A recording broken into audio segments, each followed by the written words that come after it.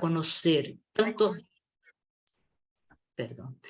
tanto investigaciones como proyectos de formación de los profesionales y educadores de la educación de personas jóvenes y adultas que están realizando. El objetivo central de este segundo seminario es conocer la estructura de la educación de personas jóvenes y adultas dentro de cada sistema educativo, metodologías, experiencias educativas que aporten la comprensión político-pedagógica de cada contexto y al fortalecimiento teórico-práctico de este campo educativo. Cada país presentará las políticas y programas actualizados existentes para el trabajo educativo con personas jóvenes y adultas. Para este primer encuentro, contaremos con la participación de compañeros de Colombia que hablarán sobre las experiencias de su país. El calendario de encuentros de este segundo seminario, con una reunión mensual, excepto julio, que no habrá reunión, se extenderá hasta diciembre. Entonces, en 15 de agosto tendremos la presentación de los compañeros de México. En 12 de septiembre tendremos la presentación de Uruguay. 10 de octubre de Brasil. 14 de noviembre de Argentina. Y por último, en día 5 de diciembre de Chile. Bueno, en este momento invito a nuestros compañeros colombianos, Ana Lucia Medina, que es estudiante de doctorado de la Universidad Federal Fluminense de Brasil, o sea, de mi universidad, y del profesor Jorge Posada, educador popular y profesor de Colombia, para iniciar sus exposiciones de la mesa. Sean todos bienvenidos y después de la exposición seguimos con el diálogo. Sean bienvenidos Ana y Jorge. Gracias.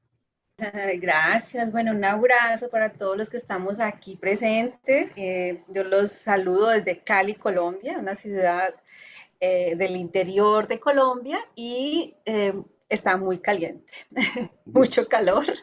Estamos viviendo el fenómeno del niño. No sé, Jorge, que está en Bogotá, si está más templadito, pero está haciendo mucho calor.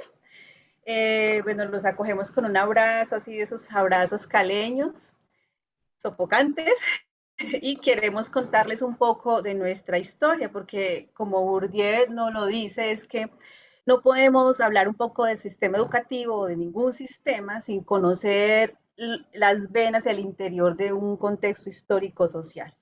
Entonces aquí yo también le doy bienvenida a los colegas que invitamos de aquí de Colombia, que se están uniendo hoy y que hacen parte como esa escucha hoy activa y que están aquí presentes. Un abrazo. Voy a presentar mi querido Diego. ¿Estoy bien así? Sí. Tú me vas diciendo, Dieguito, si estoy así bien. Se está proyectando todo. Sí, ahí está perfecto. Si querés podés eso, No, eso mismo, perfecto. Bueno, entonces yo les quiero contar, parece largo, pero no lo es. Quiero, bueno, empezar hoy en esta jornada. Perdón, que es que se me metió aquí esto. Dios mío. Saludándolos desde Cali, Colombia, y contextualizándolos un poco de este país, ¿no? Entonces hoy he traído un poco de ese discurso de nuestro presidente ante las Naciones Unidas, y él lo dijo, y quizás muchos países, y ustedes lo escucharon, pero yo lo he traído hoy para entender un poco cómo es nuestro sistema educativo y especialmente cómo se da la EPA. Bueno, nuestro presidente dijo el 20 de septiembre del 2022 que él venía de uno de los 3 países más bellos de la Tierra. Allí hay una explosión de vida, miles de especies multicolores en los mares, en los cielos, en las tierras. Vengo de la tierra de las mariposas amarillas y de la magia. Allí en las montañas y valles de todos los verdes no solo bajan las aguas abundantes, bajan también los torrentes de la sangre. Vengo de un país de belleza ensangrentada. Mi país no solo es bello, es también violento. ¿Cómo puede conjugarse la belleza con la muerte? ¿Cómo puede erupcionar la biodiversidad de la vida con las danzas de la muerte y el horror? ¿Quién es el culpable de romper el encanto con el terror? Bueno, ahí la imagen lo explica todo, un país súper rico en biodiversidad, pero nos atraviesa una historia muy particular y es el conflicto armado. He traído aquí el mapa de actores con los que hemos construido nuestra historia social y política y es, bueno, las historias nos hacen referencia de nuestro conflicto en 1930.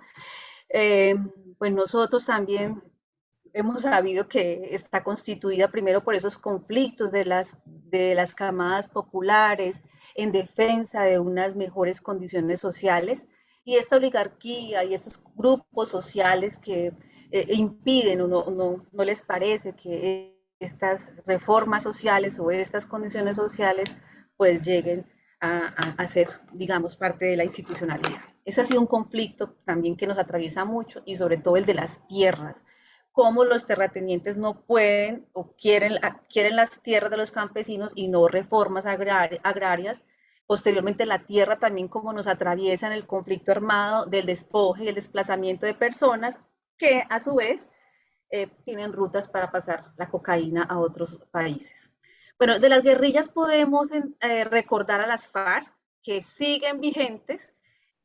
Ellos hicieron un proceso de paz, pero hay disidencias de las FARC que hoy día son minoría, pero todavía continúan en el conflicto, aunque hay un proceso de paz vigente. Tenemos la última guerrilla latinoamérica existente, sin proceso de paz, que se empezó esta semana y se hizo ya un acuerdo de no cese al fuego. Y entonces tenemos ahí caminos hacia la paz. Y el Ejército Popular de Liberación Nacional también en la época de los 90 era un gran grupo guerrillero y se fue debilitando, pero todavía ellos van quedando al margen de un gran conflicto entre el ELN y el PL. Y el movimiento M19, que con él, allí, digamos, transitó el presidente actual de Colombia, pero que con él, digamos, de alguna manera el cansancio de la guerra que vivíamos y el deseo de una formación más institucionalizada, logramos la constituyente y de allí aparece en 1991 con todos estos actores, digamos, desmovilizados del M19, grupos estudiantiles de universitarios y la sociedad cansada, pues la nueva Constitución de Colombia 1991. Pero bueno, no solo esos son los actores que atraviesan nuestra historia, sino el paramilitarismo, la fuerza de seguridad, el narcotráfico, el crimen organizado y las víctimas, que en un conflicto armado todos somos víctimas. He traído esta imagen de la Paloma de la Paz de Fernando Botero, que estuvo en el Museo Nacional, pero hoy está en la Casa de Nariño porque el programa del presidente Petro es la paz total, la tan anhelada paz. Y bueno, quería contextualizar también, dejo de presentar aquí, Diego. Quiero presentar también, Diego, voy a presentar el video. Sí, ¿podés? Abrí el video primero y después pones compartir pantalla desde... Aquí. Ah, sí, ya... Y acordate de compartir el sonido también. Compartir sonido. Ay, caramba, pero no me está abriendo el video. Tengo el video aquí abierto.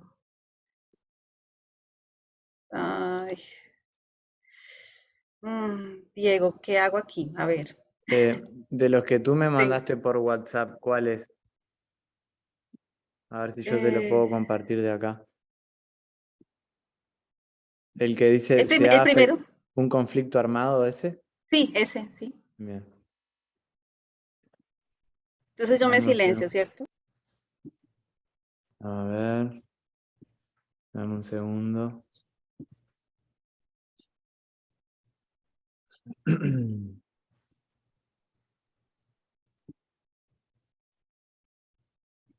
Bien. ¿Lo vas a compartir todo? Sí, Diego, bueno, lo vas a compartir, ya lo encontré aquí. Ah, ta. Entonces dale tú. Compartir sonido, compartir.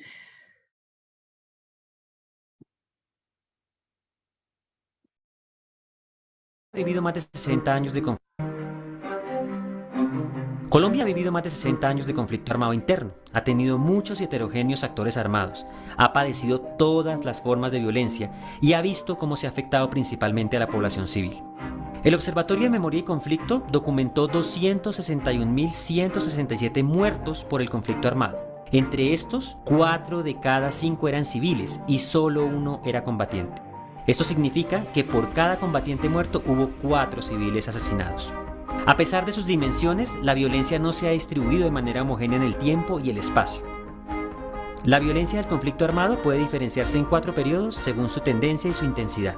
De una violencia baja y marginal en el periodo 1958-1982, se pasa a una violencia creciente y continua en el periodo 1983 a 1995, para luego proseguir con una etapa de agravamiento en el periodo 1996 y 2004, y finalmente transitar a una etapa de desescalamiento entre 2005 y 2018. Esto significa que 56 de cada 100 víctimas fatales del conflicto armado se produjeron en el periodo 1996-2004 y 27 en el lapso que va desde 1983 hasta 1995. Esto pone de presente que en 8 años se produjeron más de la mitad de los muertos de una confrontación de más de 60 años. También revela que en 20 años se produjeron 4 de cada 5 muertos del conflicto armado. Casi todas las modalidades de violencia registraron la misma tendencia, lo que significa que la experiencia de la violencia para las víctimas no solo supuso grandes dimensiones, sino simultaneidad de todas las formas de violencia. Las únicas excepciones fueron el desplazamiento forzado, que tuvo un segundo momento de escalamiento entre 2004 y 2007, así como las minas antipersona, que registraron su periodo más crítico entre 2005 y 2018.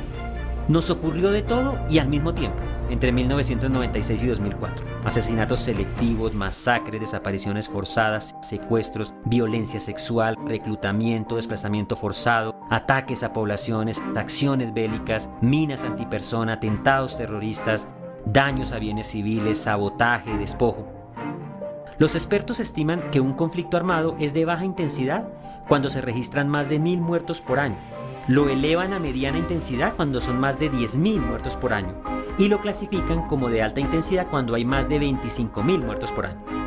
Si se sigue este parámetro, entonces el conflicto armado colombiano fue de mediana intensidad entre 1996 y 2004, pero además tuvo un año de alta intensidad, el año 2002. Esto es muy importante porque Colombia siempre ha sido presentada internacionalmente como la democracia más estable de América Latina y con ello se ha querido minimizar las dimensiones del conflicto armado. También es importante que destaquemos que la geografía del conflicto armado tuvo cambios importantes en el tiempo. La violencia se concentró por mucho tiempo en la periferia rural para luego expandirse hacia las regiones centrales e integradas del país en determinados periodos de la confrontación armada.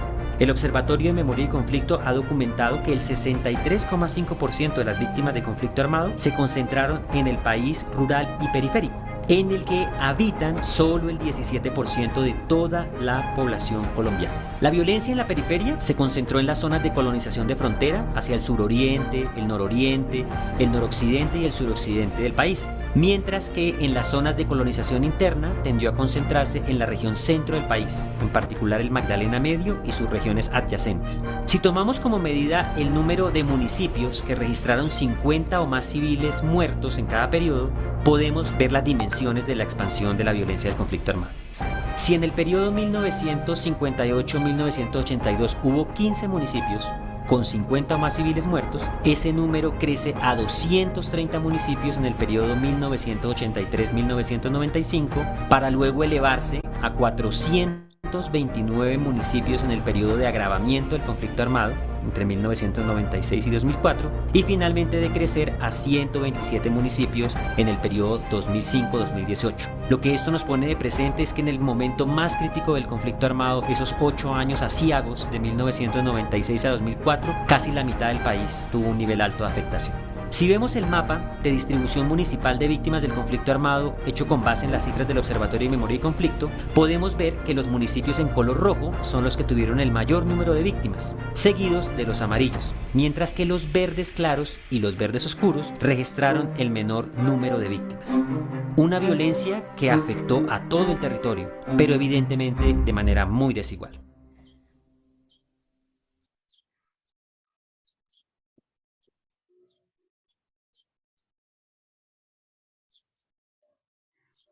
Bueno, entonces, contextualizando esta situación de nuestra historia, como ustedes bien lo saben, bueno, como ustedes bien lo perciben ahora, no ha sido fácil. O sea, nuestra historia, por más que la pinten o no se informe mucho a nivel de otros países, nuestra democracia realmente pues ha sido muy frágil. Y en el periodo que conquistamos la Constitución Nacional, pues también fue un periodo demasiado violento, porque el narcotráfico, además de todas estas violencias, también nos permea fuertemente con Pablo Escobar, y pues con el Estado también brindándose o participando digamos, la institucionalidad también se vio permeada por actores, digamos, narcotráfico dentro del sistema político colombiano. Bueno, entonces, en medio de esa historia, pues tenemos una legislación. Y la legislación entonces comienza con la Constitución, posteriormente en el 94 con la Ley General de Educación, también con un decreto, bueno, luego se hizo en el 2002 una contrarreforma que también aquí ha sido bastante analizada y estudiada, que es la Ley 715, donde también casi que algunas cosas que se habían conquistado en la Ley General de Educación vienen a desbaratarse en la 715. Por último, en el 2015 tenemos un decreto único reglamentario del sector de educación, y cada vez que tenemos un cambio de gobierno, pues como todos los países, tenemos un plan nacional de desarrollo que dura el tiempo del gobierno, pero también un plan decenal de educación que en nuestro caso comienza en el 2016, comenzó y va a terminar en el 2026. Bueno, el órgano que nos rige a nosotros como Ministerio de Educación es el MEN, Ministerio de Educación Nacional, y tenemos una estructura como esta. La comparé con CINE, el sistema escolarizado estandarizado, y tenemos una educación preescolar, prejardín y jardín, que comprende los años 3 añitos y 4 añitos. En Colombia no es obligatorio, el Estado no está financiando esta educación. Estos niños van, si están en condiciones de periferia, están atendidos por el Instituto Colombiano de Bienestar Familiar, con madres, se les llama madres comunitarias, que tienen un especial cuidado con ellos, dan alimentación, pero hasta allí. Y eso que cuando haya cupos en estas casas, como casas hogares. Pero sí, cuando el niño cumple 5 años, él va hacia una escuela pública y va a encontrar ahí su derecho garantizado. A partir de los 5 años, él puede ir a hacer su escuela de transición en el preescolar. De 6 a 10 años comenzaría la educación básica, o sea que comenzaría el primer año al 5.º año. Luego en la secundaria iría de 11 años a 14 años. Y hasta ahí es obligatorio. Hasta ahí el Estado reconoce su derecho, el derecho a la educación, como que el Estado lo garantiza. En la educación media, aunque no es obligatorio, los jóvenes la terminan, o sea, hacen 10º y 11º año, o sea que él se está graduando con 15 o 16 años. Allí, ¿qué puede hacer? En ese 11º y 12º año también hay una condición de media técnica. Los colegios o las instituciones educativas asumen convenio con las instituciones de educación para el trabajo, o también una conformación académica, es decir, una formación académica, y los chicos salen graduados y pueden presentar su examen de calificación, que aquí se llama IFEX, y intentar, digamos, perseguir su educación superior a través de la educación técnica, tecnológica, universitaria y posgrado. Todo esto de aquí para allá, pues es pago. O aquí en la técnica o tecnológica pueden acceder a este servicio a los centros de educación y desarrollo, como el SENA, pero hay una poca oferta y hay demasiada demanda.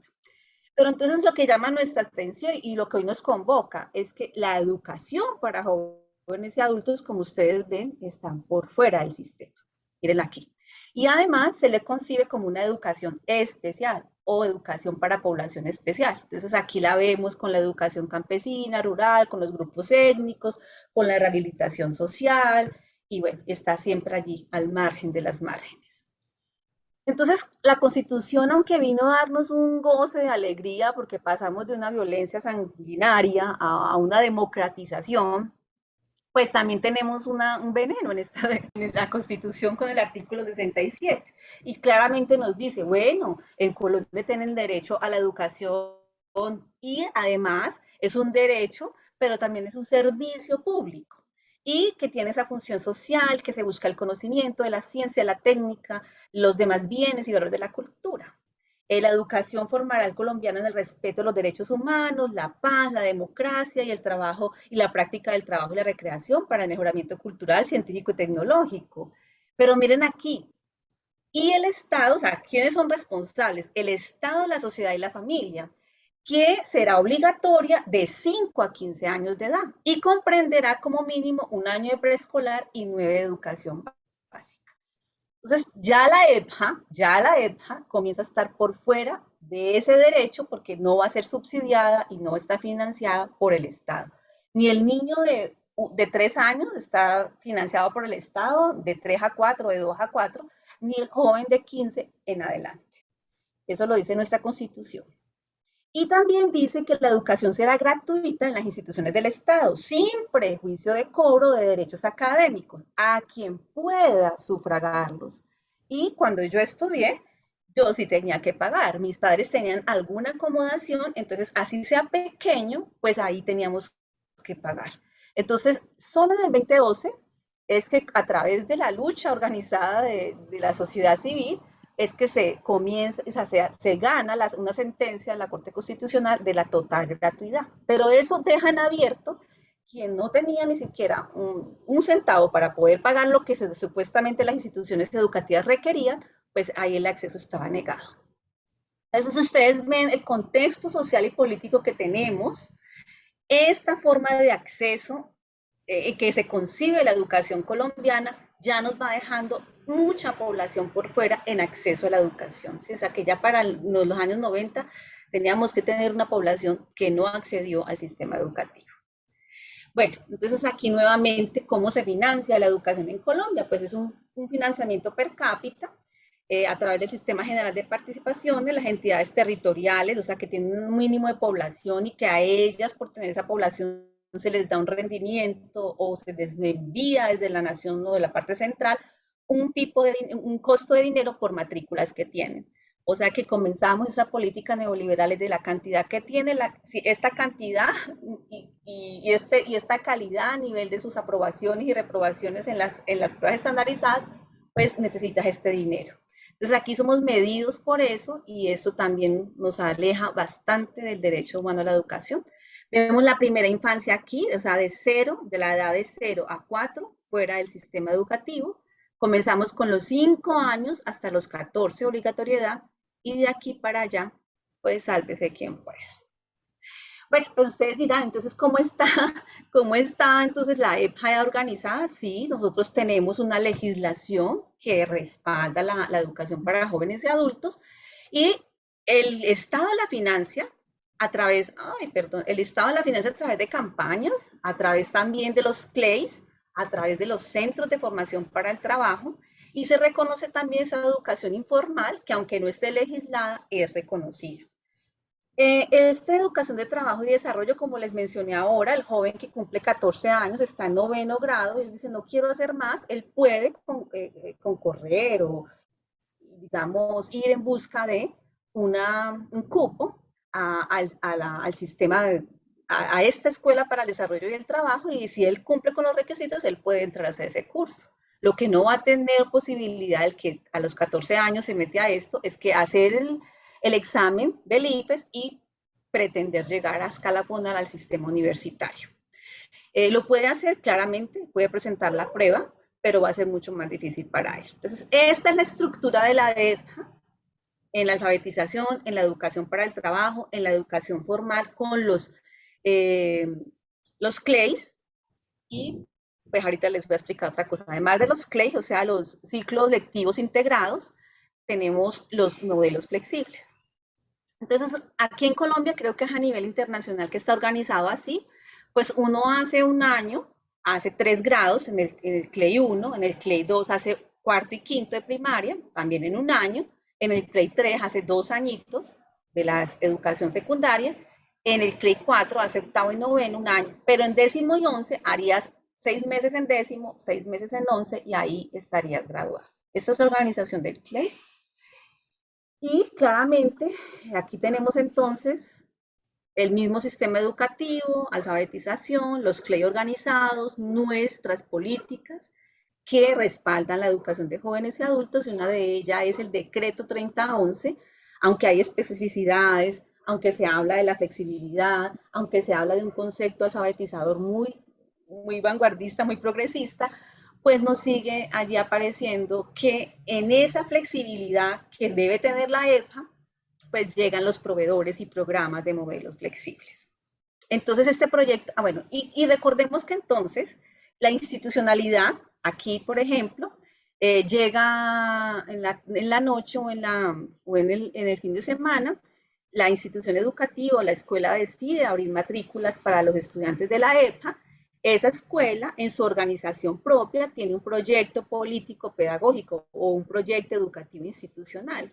Entonces, ella decide, bueno, vamos a abrir matrículas para EPA, entonces, dentro de nuestro proyecto educativo, vamos a colocar cuáles son las políticas para EPA, cómo concebimos la EPA, o simplemente lo que ya tenemos de nuestra organización educativa también va para EPA. Entonces, es una autonomía que tienen las instituciones educativas, pero no todas la cumplen. ¿Cuáles son entonces las condiciones de la oferta de la EPA en Colombia? Cuando es formal, el horario es nocturno o sabatino. 5 años para obtener el grado de bachiller académico, está organizados por los CLEIs, ser mayor de 13 años, no haber ingresado a ningún grado del ciclo de educación básica primaria, o haber cursado por lo menos 3 primeros grados o tener 15 años o más, y no haber finalizado el ciclo de educación básica primaria y que demuestren que han estado por fuera del servicio público educativo formal 2 años o más. Y la institucionalidad, o sea, la escuela o la institución, realizará reconocimiento de competencias para ser ubicado en el ciclo correspondiente, Bueno, entonces allí esas son las condiciones que tenemos aquí en Colombia de la educación formal para que alguien ingrese. Pero con la contextualización que yo les he hecho a ustedes, entonces, ¿quién es el que acude a la EPA en esa educación formal, con los CLEIs? Entonces ustedes dirán, bueno, yo aquí traje a Miguel Arroyo que dice, ¿quién es ese pasajero? O sea, el pasajero de la noche. ¿Quién es ese pasajero que va en la noche en busca de respuestas? Nosotros sí concordamos que con lo que dice Di Pierro, con lo que dice Paiva, con lo que dicen los informes GRAL, que son migrantes, que son jóvenes, predominantemente jóvenes, también prisioneros, migrantes, que son madres trabajadoras, personas con alguna limitación física, analfabetos, principalmente también aquí en Colombia tenemos una población afro e indígena que hace parte de las matrículas mayores en la institucionalidad, o sea, en el sistema formal para EPA. Pero tenemos un sujeto muy específico, que es los firmantes de la paz. Y esos firmantes de la paz son los que hicieron el proceso de paz en el periodo de Juan Manuel Santos. Ellos deciden entregar las armas, pero también hacer una firma donde se comprometen a participar de la Agencia de Reincorporación y Reintegración Nacional. Cuando son los firmantes de paz, entonces a ellos ya se les acompaña, se hacen unos procesos diferenciales y ellos sí llegan a la EPA con un modelo flexible que está específicamente para ellos abordar temas específicos sobre la paz, sobre la reconciliación, sobre sus proyectos de vida para la reintegración y la producción económica, bueno. Pero también tenemos otros sujetos que, además de ser los firmantes de la paz, pues muchos desplazados tenían que ir a las zonas urbanas y allí contemplar la posibilidad de ir a la escuela, y la escuela pues los acoge en su horario regular y van viendo que no tienen las mismas condiciones, entonces son llevados luego para la EPA o con modelos de nivelación o aceleración. El ELN, como les conté, apenas está haciendo proceso de paz con el gobierno de Petro y firmó hace poco un cese al fuego. Pero ellos también hacen parte porque muchos de ellos no fueron, digamos, en combates, fueron apresados o ellos voluntariamente se entregaron, entonces para ellos van a la EPA, no con un programa específico, sino que llegan con una identidad distinta a participar de las aulas regulares como si fueran cualquier otro sujeto, pero pues allí se identifica, los profesores saben o en ocasiones ni llegan a saberlo. Tenemos la migración en Colombia de venezolanos, mucha migración en la crisis de Venezuela, entonces tenemos un sujeto también muy particular que es el migrante venezolano. Y tenemos aquí en la ciudad de Cali y en todo el país también estudiantes que no conquistaron ese acceso en la pandemia a la enseñanza a distancia o virtual y participaron del estallido social. Entonces preferían no entrar en pandemia a sus clases de aula regular, fueron perdiendo 2 años lectivos y en este momento están en la EPA.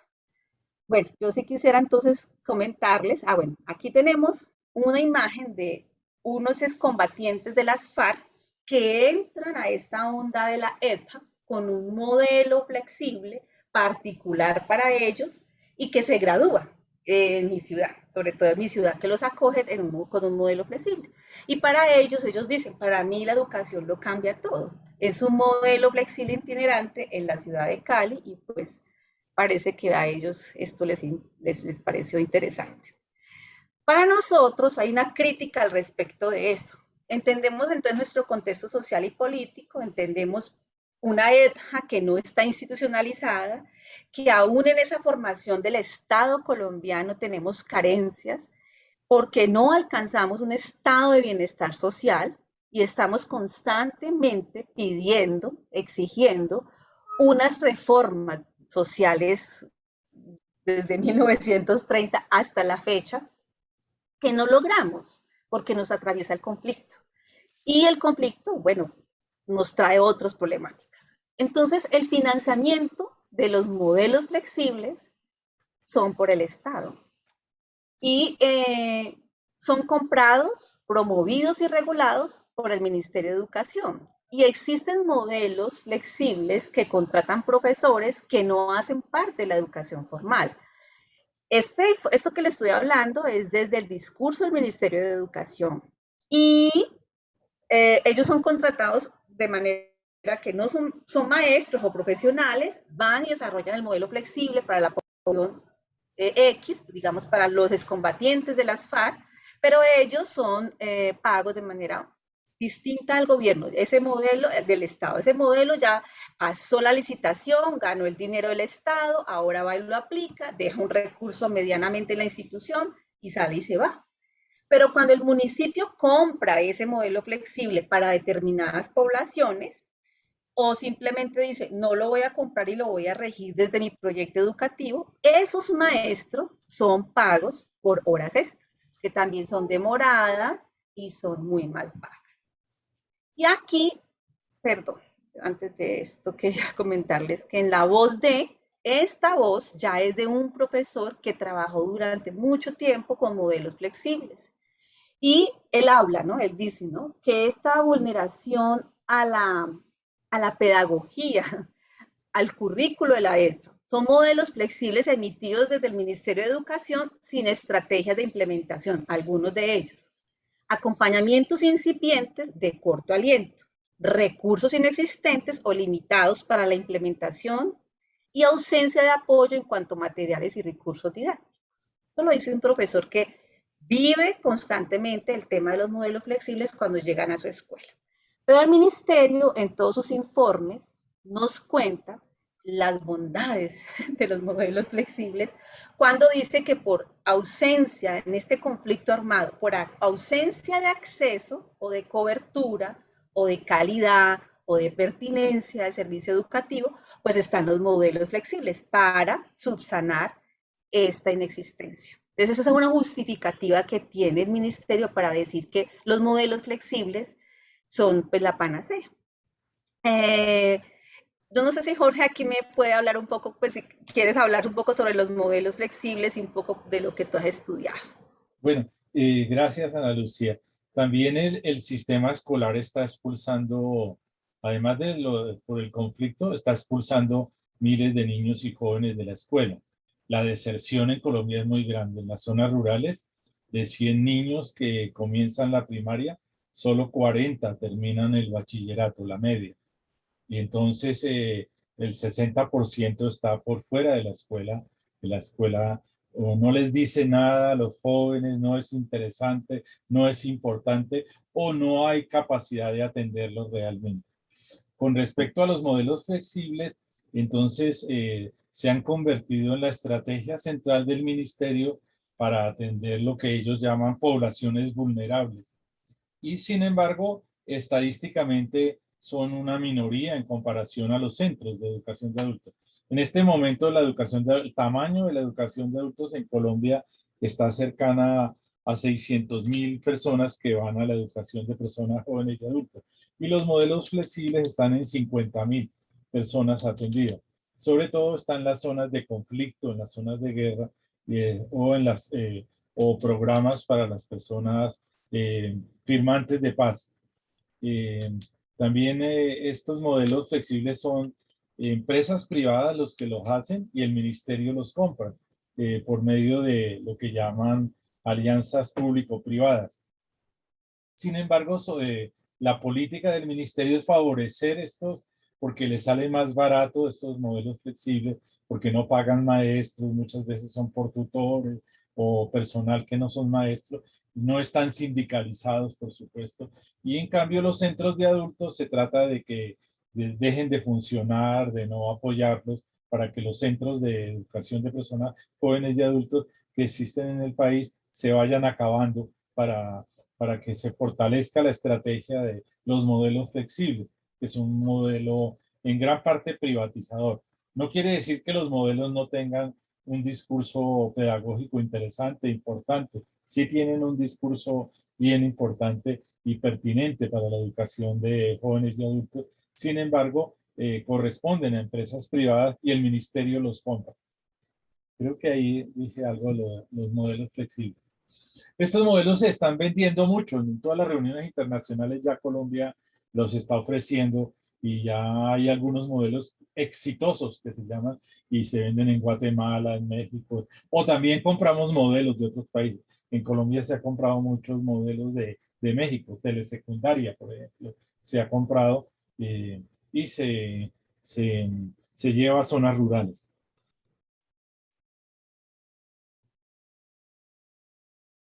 Una cosa para complementar, que también nos atraviesa mucho la historia, bueno, como no tenemos ese acceso, como necesitamos ser específicos con las poblaciones que no han tenido acceso o que están desfasadas en su edad y el grado, también se habla mucho de estos modelos flexibles en bachillerato pacicultor.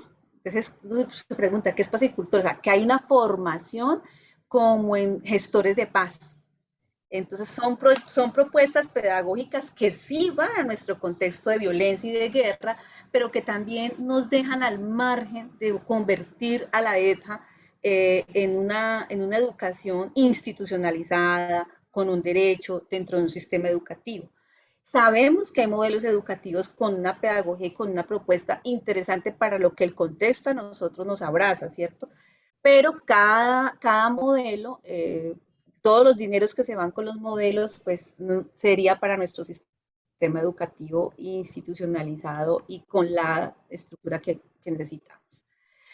Bueno, también aquí recuerden que cuando estábamos hablando ahorita de que se nos daba un poquito de margen para hacer cobros, que luego una sentencia de la Constitución, de la Corte Constitucional dice no se pueden hacer más cobros, pero en el caso de la ETA sí, hay posibilidad de que cada entidad territorial haga cobros a esta educación, porque recuerden, al no estar legitimada el estudiante de 15 años hacia arriba como derecho a la educación, que tenga derecho a la educación, pues hay lugares como mi ciudad y como muchas otras del país que les llega muy poco recurso de la nación.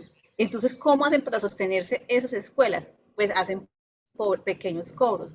En este caso pueden ser 50.000 pesos, pero para muchos el no tener 50.000 pesos los distancia cada vez más del acceso a la educación. Bueno, entonces ustedes se preguntarán, bueno, con esa historia y cómo hace Colombia para sus luchas y cómo es que ustedes sobreviven y cómo se llenan de esperanza con el esperanzar freiriano que nosotros siempre estamos abrazando. Pues nosotros en este lugar de disputa, pues sí, tenemos lugares donde legitimar nuestras batallas. Y entonces pedimos y luchamos desde un lugar que se llama la Coalición Colombiana por el Derecho a la Educación, que el sistema, que la EPA esté dentro del sistema educativo. Aquí Jorge ya nos va a contar un poco del trabajo Bueno, de la Coalición la Colombiana. Coalición Colombiana creó una red de incidencia. No quiere decir que sea la única red a favor de la EJA. Hay varias redes en el país de maestros y maestras que trabajan a favor de la EJA. Y esta red trabaja en 3 campos. La incidencia política en actores decisores de la política, senadores, congresistas, ministerios de educación, procesos de formación de maestras y maestros y acciones de investigación. Trabajan esos 3 campos. La red de incidencia ha logrado algunos logros, sobre todo en tiempos de pandemia, cuando salió una circular del ministerio que aprovechaba la pandemia para decir que ya no iba a haber más centros de adultos. Entonces hubo una movilización en todo el país y tomas de colegios, aún en tiempos de pandemia, y se ha logrado algo. Es una red que tiene muchos actores, sindicatos, directivos docentes, sindicatos de maestros, maestras y otros colectivos y miembros de universidades públicas. Sí, listo. Entonces esa red de incidencia ha estado influyendo para fortalecer y que no dejar del todo debilitar la educación de personas jóvenes y adultas. Y esto lo ha organizado la Coalición Colombiana por el Derecho a la Educación. Entre las reivindicaciones que tiene esta red y que se le han mandado cartas al ministerio y que se han hecho negociaciones con el ministerio, está la de visibilizar la EJA, porque la EJA no está visible en los organigramas del ministerio. En el Ministerio de Educación no hay una oficina de educación de adultos. Está unas personas encargadas que a veces las cambian en la oficina de cobertura. Entonces, en el sistema de educación del país no está visibilizada. La otra reivindicación muy clara es la formación específica de los maestros y las maestras para la EJA. Lo otro es mejorar las infraestructuras y los apoyos a los centros, porque casi todos los dineros del ministerio en educación de adultos se está yendo a favorecer los modelos flexibles, pero se dejan marchitar, como dice un compañero de aquí de Bogotá, que se dejan marchitar los centros de adultos. Y lo otro es promover una EJA a miles de personas que no asisten a los programas. Todavía la cobertura de la educación de adultos es muy baja en comparación a la necesidad.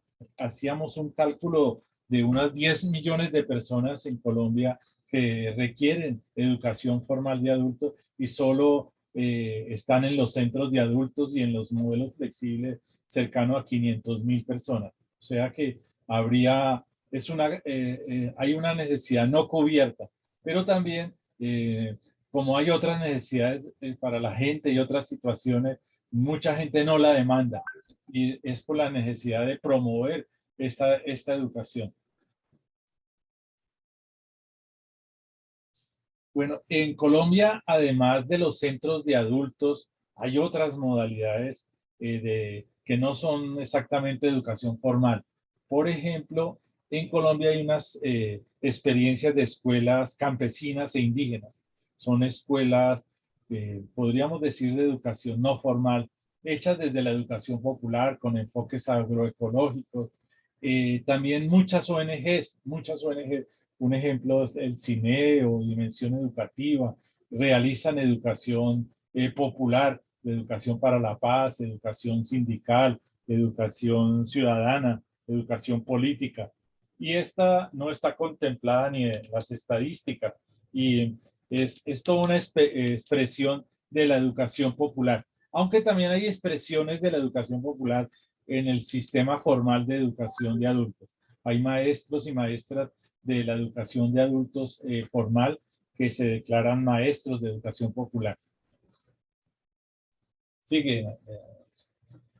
Bueno, Hay varias universidades públicas en Colombia que realizan actividades de educación de adultos y tienen programas de formación. En la Universidad del Cauca, en la Universidad del Valle, existen licenciaturas de educación popular. En la Universidad Pedagógica donde yo trabajo, existe la licenciatura en educación comunitaria. Esta licenciatura nace en el 2007 y recoge una trayectoria muy grande de la universidad. La Universidad Pedagógica desde 1970 había creado un centro de educación de adultos para sus propios trabajadores que no habían terminado ni la primaria, ni la media, ni el bachillerato. Luego, la Universidad Pedagógica realiza unas prácticas comunitarias en las zonas marginales de Bogotá, en el suroriente, en Ciudad Bolívar. Actualmente la licenciatura tiene cursos dedicados a la formación de educación de personas jóvenes y adultos y tiene 3 prácticas y tiene unas líneas de investigación donde los estudiantes pueden graduarse. Además de la pedagógica y de la Universidad del Valle del Cauca, aquí en Bogotá también está la Universidad Distrital, que también tiene un curso de educación de adultos en algunas licenciaturas. Las licenciaturas en Colombia son los programas de formación de maestros. En el caso de la Universidad Pedagógica, toda la universidad se dedica a la formación de maestros y la licenciatura en educación comunitaria está muy centrada en la formación de maestros para la educación de personas jóvenes y adultos. Entonces, algunos profesores de la universidad también hacemos parte de la red de incidencia en EPJA. Sigue, Ana Luz. Bueno, no, pues nosotros hemos, digamos, condensado en estas diapositivas, en este encuentro, un poco lo que queríamos contarles sobre la educación de jóvenes y adultos. Por ejemplo, yo también pertenezco a la Coalición Colombiana por el Derecho a la Educación, Red EDJA, y en ese campo de incidencia política, una vez me encontré con un político aquí en Cali, le dije, ay, mira, la EDJA está trabajando esto, y logramos en ese momento y en esa discusión del Plan Nacional de Desarrollo con Petro, que por lo menos tuviéramos una construcción en algún articulado. Y nos dimos cuenta que en la Ley General de la Educación, aún en este momento, 2023, la palabra educación para adultos, ni siquiera encontramos la educación para jóvenes y adultos. Entonces reiterábamos y discutíamos eso con estos congresistas, la posibilidad de que aparezca la palabra jóvenes, porque es una educación que mayoritariamente acude jóvenes, y jóvenes que vienen en este proceso de historia que les conté, de que nos atraviesa el conflicto armado, pero también de jóvenes que la propia escuela, con sus particularidades de inclusión y exclusión, pues también son llevados sutilmente a la educación de la noche o el fin de semana. Bueno, esta es la experiencia de la sociedad civil organizada, donde también educadores participamos, esta lucha de que el derecho humano a la educación sea posible para EDJA, todos los modelos desde el discurso del Ministerio de Educación, reconocemos que también hay avances importantes en que hay agendas pedagógicas interesantísimas, pero siguen siendo fuera del sistema educativo.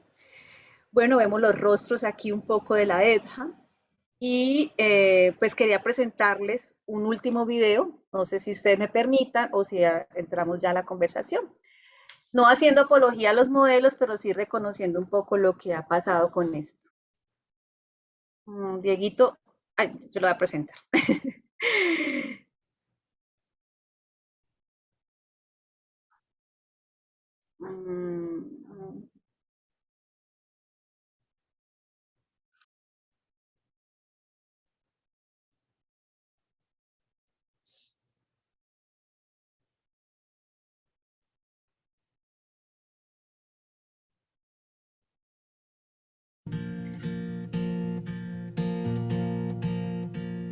Yo dejé de estudiar como a los 17. No seguí estudiando porque me puse a trabajar, ya tenía a la niña. Después de 2 años me encontré con el programa. Cogí pues un camino que no debía haber cogido, o de hacer parte de un grupo armado. Ya tomé la decisión pues de abandonar ese grupo armado porque vi pues que no era el camino y caí a una cárcel, a una prisión.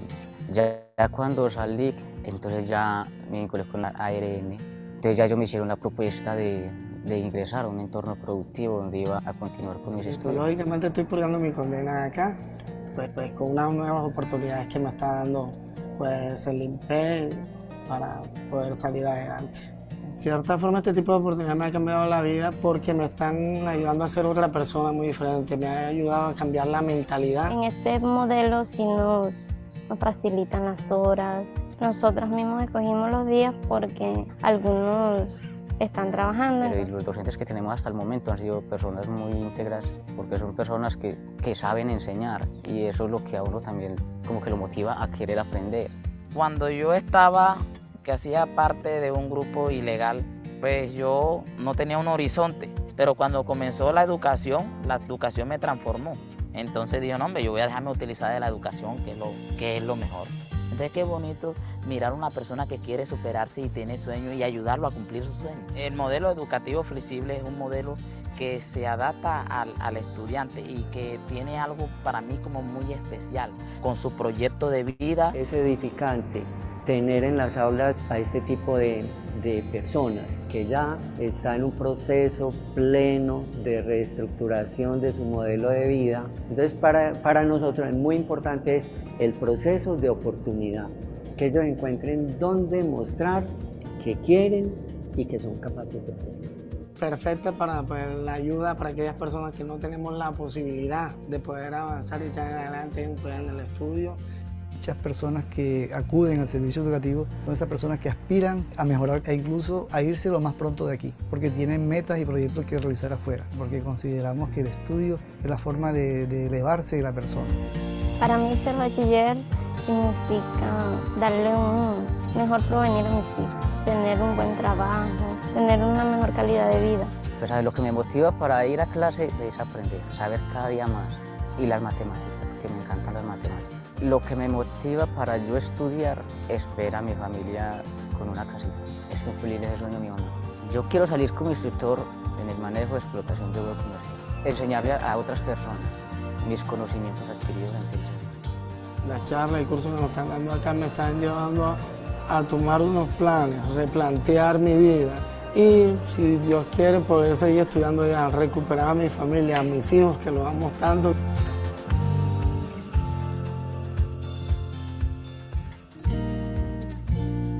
Esas serían mis satisfacciones más grandes, que yo esté por ahí, por la calle, por donde sea, y mirar que este estudiante pues hizo parte del modelo y que hoy en día es un profesional. Bueno, mis compañeros son muy tratables, nos las llevamos todos muy bien, somos muy unidos.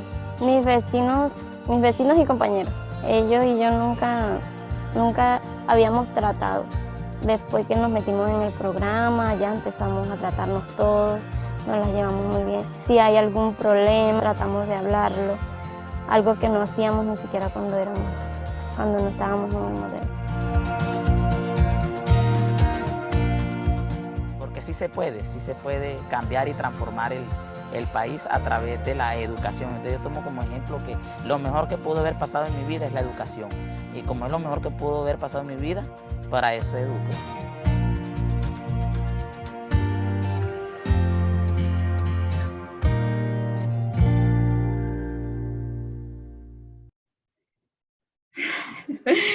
Bueno, compañeros y compañeras de lucha, sabemos que no es fácil de comprender, a nosotros nos atraviesa ese dolor, ¿no? Ay, Diego. ¿Qué pasó? Ya. Espérate. Bueno, también queremos contarles que estos modelos, a pesar de que pedagógicamente pueden hacer un impacto, pues con Jorge hablábamos de eso esta semana, y es que, pues, puchica, los gradúan, tiran la toga, ¿y de ahí qué? ¿De ahí qué pasa?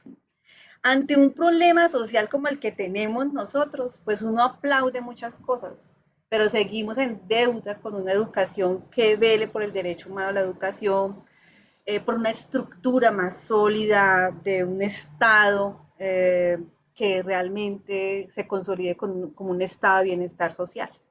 Esa es nuestra gran, digamos, lucha. Y claro, valoramos mucho algunos modelos, pero también le hacemos una crítica enorme porque siempre están en despensa del dinero del Estado y no se resignifica qué hay más allá después de un título o qué hay más allá de una graduación de un modelo educativo. Bueno, ahí seguimos investigando, seguimos luchando y bueno, ya queda la sección de preguntas y de comentarios y bueno, ahí estamos en abierto con Jorge. Muchas gracias, Ana y profesor Jorge. Felicitaciones por las presentaciones. Creo que ahora vamos a empezar, o invitamos a todos a dialogar con nuestros compañeros sobre qué presentaron ahora. O sea, ¿quién empezar?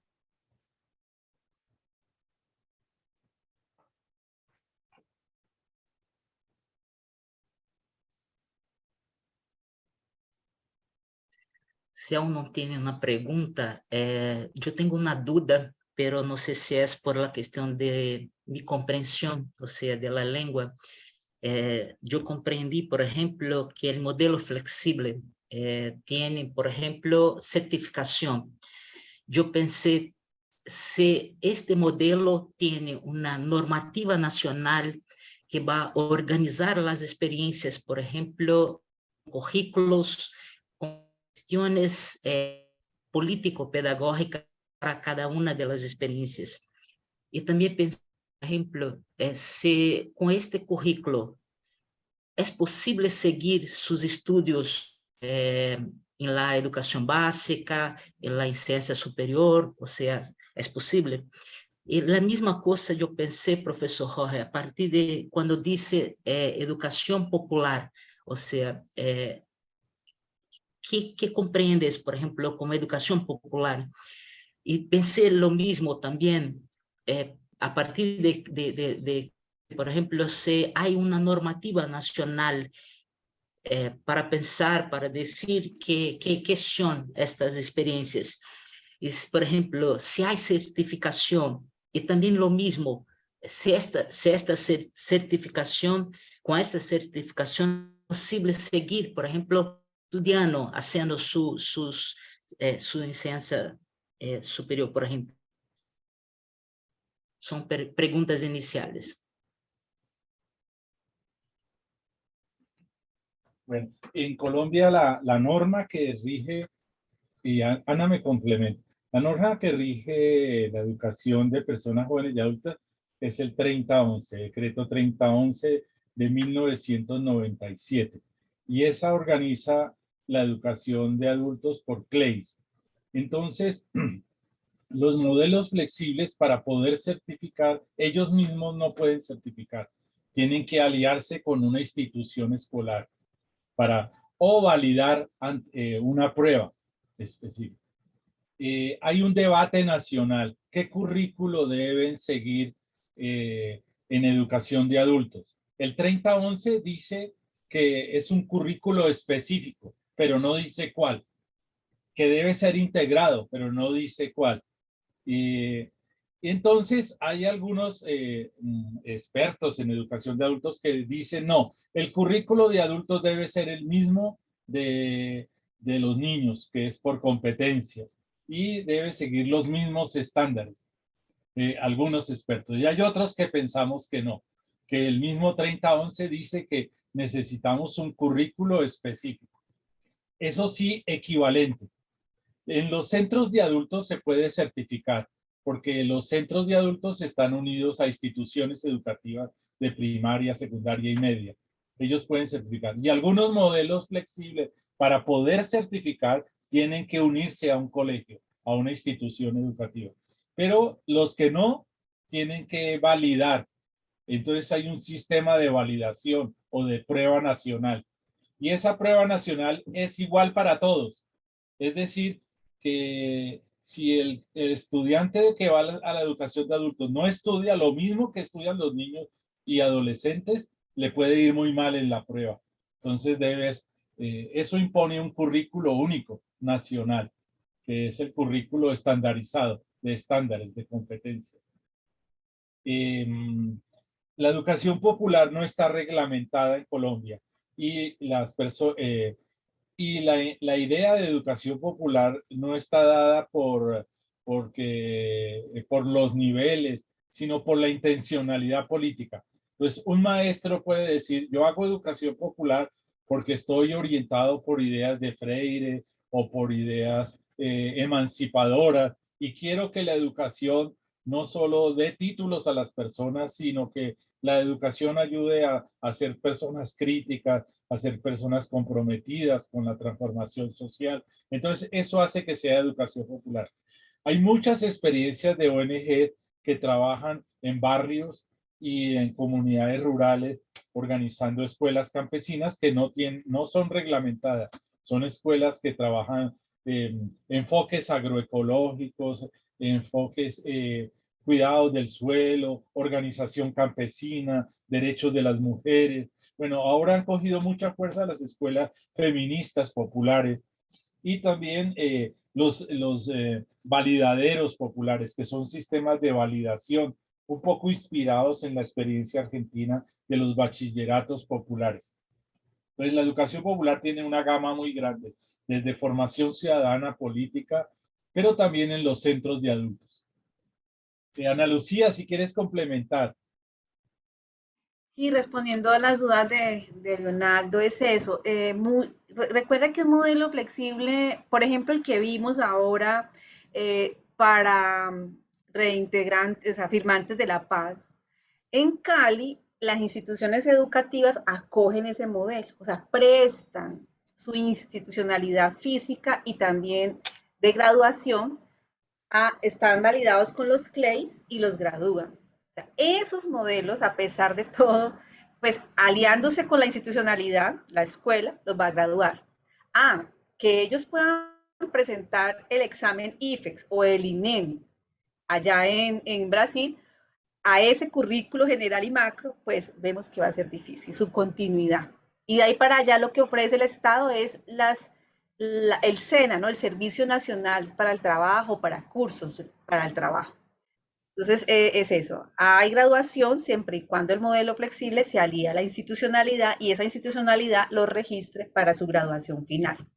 No podrían graduarse si no cumplen con los CLEIs. Pero por lo general sí. Y cuando aquí entendemos en Colombia educación popular, como no está legislada, lo hacemos más desde nuestras posiciones políticas pedagógicas. Pues yo trabajo en las instituciones públicas, pero yo me considero una educadora popular, entonces es mi visión de mundo alrededor de esa escuela tan homogenizante y estandarizada que tenemos en Colombia. Y lo que dice el profesor, tenemos muchísimas experiencias barriales, interesantísimas, y validaderos, que él le llama validaderos, pero son pre-IFES comunitarios, o sea, pre-examen comunitario. ¿Qué más, profe? Pues sí, hay casos en que los chicos han salido de estos CLEIs y han pasado a carreras técnicas, existen, toca seguir buscándole la lupa, pero pues sabemos que también es mucho más complejo. Bueno, creo haber respondido, profe Leonardo. Tiene la mano levantadita, Carmen. Hay muchas experiencias de personas que salen de los centros de adultos y van a la universidad, pero no es su mayoría, pero sí hay muchas experiencias de personas. Y tenemos profesores que salieron de los centros de adultos. La licenciatura de educación comunitaria, tenemos una estadística, casi 40% de los estudiantes salen de los centros de adultos de Bogotá.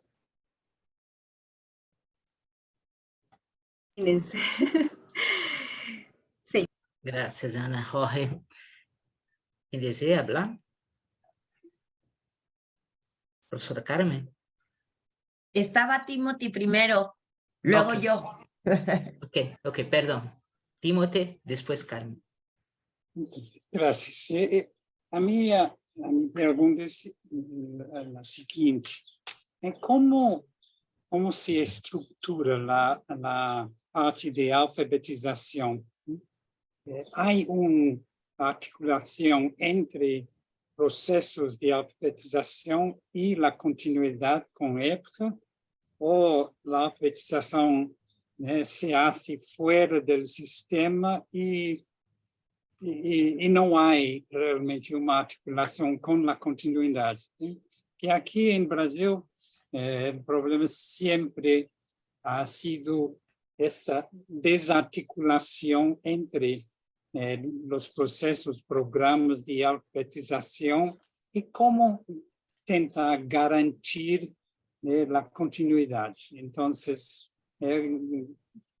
gostaria de saber um pouco mais como é, quem é responsável pela alfabetização. É um programa separado ou há realmente uma articulação entre esse momento inicial y la continuidad? Bueno, Timothy, es muy buena la pregunta. El 3011, el decreto que reglamenta, plantea que debe haber una continuidad, que es un CLEI, el CLEI 1, y debe haber una continuidad. Entonces, en algunas partes hay continuidad. Sin embargo, el ministerio desde hace 20 años trabaja con la idea casi de campaña, Programa Nacional de Alfabetización, en las zonas rurales. Entonces lleva solo el programa de alfabetización y no garantiza la continuidad. Pero en algunas ciudades sí se garantiza la continuidad. Algunos modelos flexibles incluyen la alfabetización y los otros CLEI. O sea, pueden subir de nivel hasta terminar la primaria y la secundaria y la media. Entonces, todo depende, sobre todo para las zonas rurales. Desde la política está concebido solo como un programa, como una campaña y ya, porque la meta de los planes en los últimos 20 años, los planes es reducir el analfabetismo. Es la meta central y reducirlo es una campaña sin continuidad. Y Ana Lucía, ¿qué sabes de esa? Igual, aquí en Cali sí hay instituciones educativas con modelos flexibles CLEI 1, o sea, 1, que no lo vimos ahorita, ¿cierto? Y ellos, los adultos sobre todo, ellos se sienten con ese deseo de ir al CLEI 2. Una cosa impresionante. Hay continuidad en algunos modelos o en algunas instituciones que también lo contemplan. Ahorita con la pregunta del PI, hay instituciones educativas muy juiciosas que han tenido con esta educación una visión clara y han colocado dentro de sus PIs muy pocas, pero le han dado un valor a esta educación y vienen haciendo un trabajo interesante, como hay otras que ni siquiera consideran a su población analfabeta y tampoco lo ofrecen. O sea, es una estructuración más de campaña, en algunos modelos flexibles que algunas instituciones cogen sí lo tienen la continuidad, en otras no. Va a depender mucho de la intencionalidad del rector, del municipio, y esa visión clara que en las zonas de conflicto a veces no se puede garantizar, ¿sí? Comienza la campaña y no se puede termina. dar continuidad. Sí. Chocó, Cauca, Nariño, hay algunas, sí, hay unas partes donde no se puede dar continuidad. Los modelos flexibles han hecho realmente unas cartillas muy interesantes, financiadas por las compañías de petróleo o por otras compañías, empresas privadas. Entonces han hecho unos materiales mejores que los que había hecho regularmente el ministerio o lo que pueden hacer los maestros. Entonces, pero realmente muchas en zonas del campo no está pensado como una continuidad, ni siquiera ahora. Pues ahora están diciendo que alfabetizaciones incluye el primer nivel, el primer CLEI, lectura y escritura y algo de herramientas digitales, como otra alfabetización, pero no trasciende de ahí.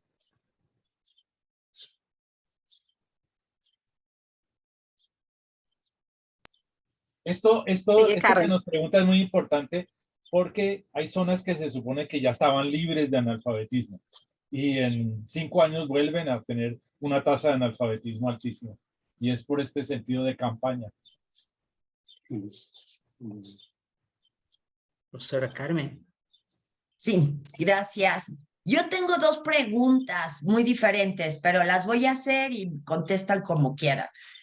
No me quedó muy claro la cuestión más que del financiamiento, si hay opciones y la posibilidad de cobro, ¿no? O sea, si es gratuito o no el servicio de educación básica de adultos, principalmente lo que le llamamos como más obligatoria, formal, porque, bueno, ahí me perdí tantito, pero si no los pueden aclarar o es voluntario, porque sí escuché que que según las personas, las instituciones que tienen matriculados a personas adultas, el gobierno central les asigna una cierta cantidad, ¿no?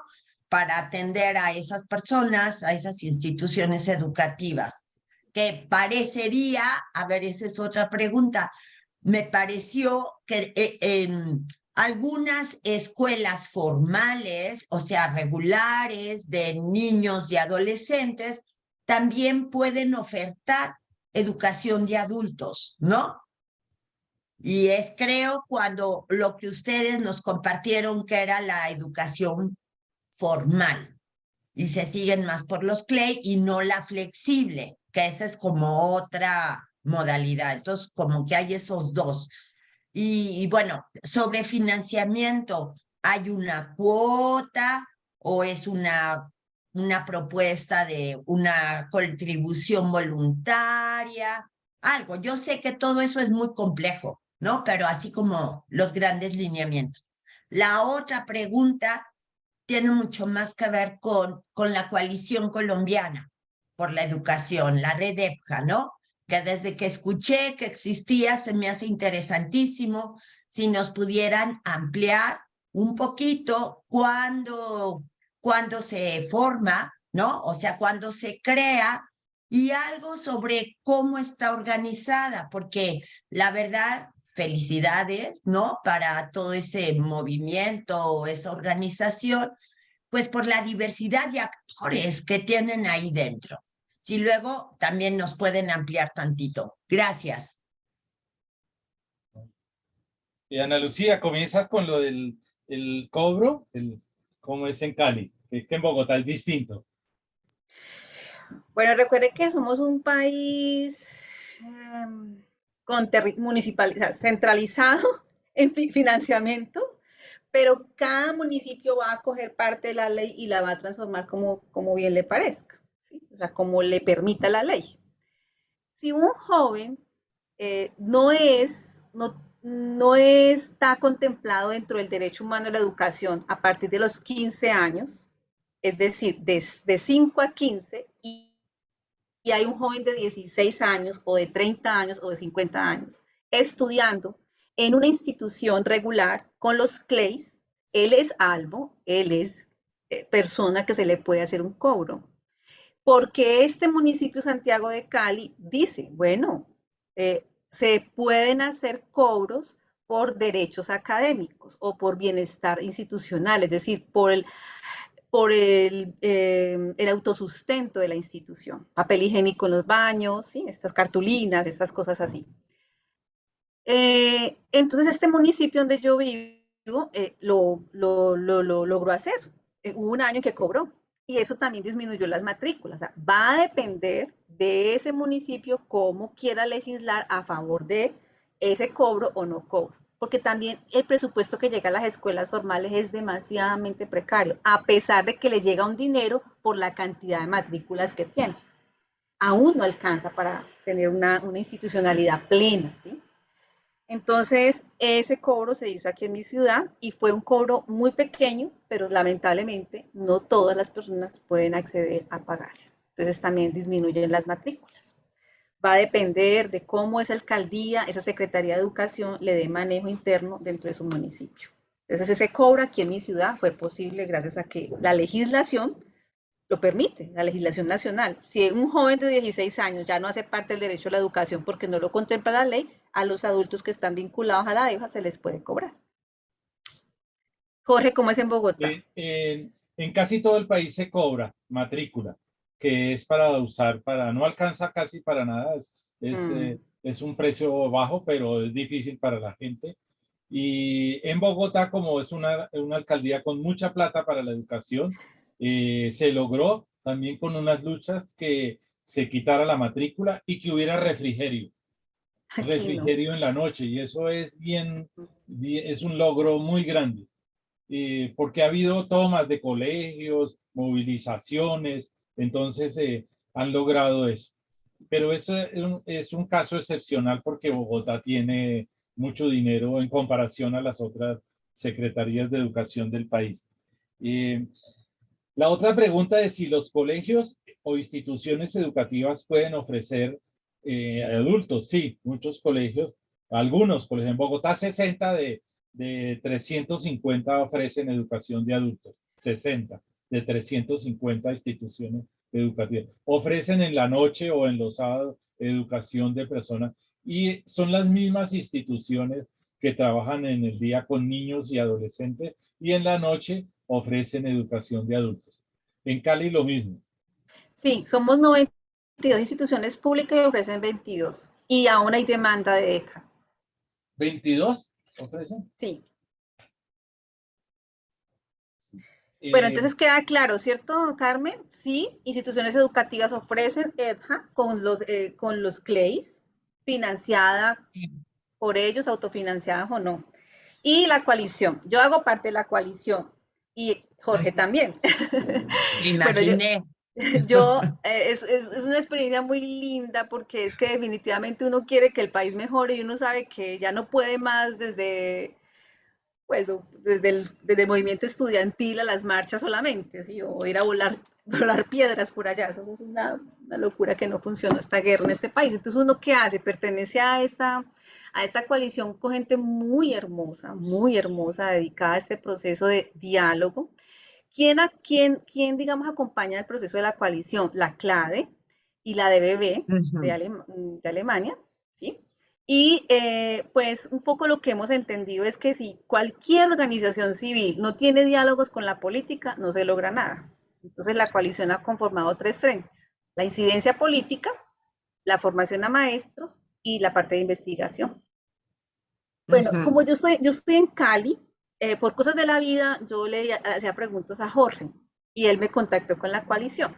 Y ahí comencé a tejer una red pequeña aquí en Cali de maestros que les importa la EDHA, y ahí hemos ido tejiendo algunos diálogos y algunas cositas para tener en pandemia, que fue el tiempo más importante que estuvimos, atender esto que ellos han llamado rostros y voces de la EDHA, ¿sí? Es un programa muy interesante que comenzamos a tener alianzas con otras ciudades, otros departamentos de Colombia, y de alguna manera comenzar a visibilizar esta educación entre maestros, entre los que hacemos parte de esta educación, y que esto vaya propendiéndose pues hasta las esferas políticas. Hemos ido ya a 2 eventos, bueno, desde que yo participo, ella está funcionando desde 2005, la coalición se consolida desde 2005 y tiene varios frentes. La lucha por el derecho humano a la educación, tanto para la primera infancia como para los adultos y para los jóvenes universitarios. O sea, la lucha es por el derecho humano a la educación. Dentro de eso está la red EDHA. Fuimos en el gobierno de Duque post pandemia a hablar. Tuvimos un congreso, fuimos al recinto. Infelizmente no tuvimos quien nos recibiera desde el Ministerio de Educación. Bueno, cambiamos de gobierno, sí nos han escuchado. Infelizmente la escucha no es suficiente porque no quedó plasmado en nuestras peticiones dentro del Plan Nacional de Desarrollo de este año. Pero se hicieron, pudimos hablar, está en el debate, se está visibilizando. Y cada vez que tenemos posibilidad, que la DBD nos apoya, con congresistas, personas que a esto les interesa, hacer el discurso, congregarlos, reunirlos, hacer los debates, y bueno, es un movimiento impresionante. También ellos hacen formación a través de la educación popular, a seminarios, cursos, a incidencia política, la investigación que CLADE es también muy fuerte en ese sentido, promulga bastantes editales, y académicos como Jorge, como muchos compañeros que hoy nos están acompañando en la transmisión, muchos académicos apoyan esto desde las universidades, dando a conocer el trabajo de la coalición, el trabajo de la incidencia política, de las prácticas también diferenciales de maestros en la EDHA, y está en movimiento, está muy fuerte. Es muy interesante el movimiento que tenemos, digamos así, en todo el país, aunque queremos que sean muchas regiones y muchas ciudades que se unan, pues ahí la tarea está creciendo.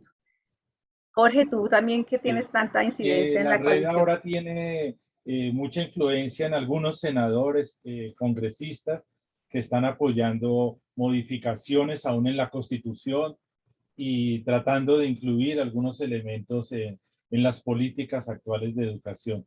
Y es pluralista pedagógicamente y políticamente, o sea, hay distintas posiciones pedagógicas y pero sin embargo hay algunos acuerdos básicos que ha podido mantener la red y se hace también mucha influencia en medios de comunicación. En las zonas más rurales se trabaja mucho con radio, pero aquí en las zonas urbanas con las redes. Y se ve necesario mucho fortalecer la investigación. Se ha tratado de fortalecer algo muy enredado en Colombia, la financiación de la educación, estudiar de dónde vienen las finanzas y cómo se distribuye el dinero. Los mismos rectores dicen que no entienden. En la red participa una asociación de directivos docentes y ahí ellos mismos nos dicen que no saben de dónde vienen los recursos de la educación y menos para la educación de adultos. Saben que es menor, que es mucho menor por cada persona que tengan en la educación de adultos. El presupuesto que dan para cada persona es menor que la que dan para cada niño. Eso es un poco lo de la red. Gracias. ¿Y cómo está estructurada?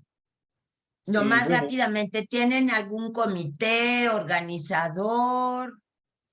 Informalmente, la red informalmente, porque puede tomar la iniciativa alguna región del país, pero informalmente hay como, no se llama comité ni nada de esto, sino convocan a cursos. Por ejemplo, en este momento hay un curso de la red muy importante, que es un curso de metodologías de la educación popular para la educación rural, sobre todo. Entonces, una asociación campesina le dijo a la red que iba a ofrecer ese curso y la red se metió a apoyar el curso. Y tiene maestros rurales de todo el país, este curso. Es un diplomado bien grande, o sea, con unos 200 maestros. Yo creo que se ha buscado ser bastante horizontal, pero todavía falta. Y lo mismo está el problema de si se agranda o cómo se vuelve más grande o cómo se amplía si la gente quiere entrar. ¿Sí? No está muy claro eso. ¿Sí? Pero se ha abierto un poco la entrada a maestros en general. Y hay gente que en algún momento toma un liderazgo muy fuerte y hay momentos en que baja. Por ejemplo, en tiempo de pandemia, Medellín fue la zona, porque allí fueron donde los estudiantes hicieron tomas de colegios, y entonces se hizo el apoyo a todo Medellín. Pero si hay un grupo base, digamos, sí, coordinando, ¿sí? Entonces uno siempre se alía con ellos, comenta, tengo esto. Yo me encontré con un político por aquí en Cali, en una cafetería, y yo ahí me aproveché, le dije, mira, necesitamos este debate, y mismo llamé a la coalición, mira, tenemos esto, y sí, hicimos una apertura. Así, van surgiendo coincidencias que nos suman, que nos permiten estar en otros espacios. Y así han surgido muchos otros encuentros. Pero si hay una coordinación general, personas muy entregadas también. Sí, como un núcleo base. Muchas gracias. Sí. Les estaré compartiendo información, ¿listo? Después en el grupo. Sí. Hay un artículo gracias y felicidades. Sobre actividades que hace la red y eso, pero falta sistematizar muchas otras, porque es muy rápido, también la red le toca trabajar muy rápido. Por ejemplo, hace poco en el Congreso, el sector más conservador del Congreso presentó una propuesta de escuela charter. Y entonces toda la coalición le tocó escribir rápido a todos los congresistas para que no aprobaran eso, porque se vendía como algo muy bonito, como un bono. Y entonces detrás estaban unas escuelas charter que eran muy conservadoras y una propuesta de altísima privatización. Pero entonces así a veces surgen actividades que no están planeadas y toca correr, sobre todo en el Congreso. Pues gracias y felicidades. ¿Alguien más? María del Pilar, tiene la mano levantada. Ah, perdón. No, está muy bien, Eleonora, no te preocupes. Gracias. Yo me surgió la duda de si es bajo este modelo flexible, nos compartes en el video, Ana Lucía, no para las personas en situación de encierro. ¿Existe algún convenio para que estos docentes puedan ingresar y alfabetizar o bien llevar lo que tiene que ver con educación básica, o cómo se organiza esto? Aquí tenemos también escuelas que están dentro del sistema penitenciario, ¿sí? De restricción de libertad para jóvenes. Entonces, allá hay una institucionalidad, una escuela que aborda los CLEIs, o también en algunas otras acogerán los modelos, tal como lo estructura el 3011.